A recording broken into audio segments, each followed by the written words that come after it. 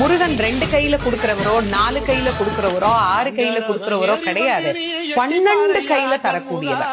கேட்டவருக்கு கேட்ட வரங்களை அல்ல, நினைத்தவருக்கு நினைத்த வரத்தை விட அதீதமான நலன்களை வாரி வாரி வழங்கக்கூடியவர். அவர் 12 கையில கொடுப்பார், வாங்குறதுக்கு நமக்கு தான் 2 கை பத்தாது. அப்பேற்பட்ட வள்ளலாக விளங்கக்கூடியவர் முருகப்பெருமான். அவர் வள்ளல்னா பக்கத்துல இருக்கிற அம்மா சும்மா கிடையாது, அவள் வள்ளி.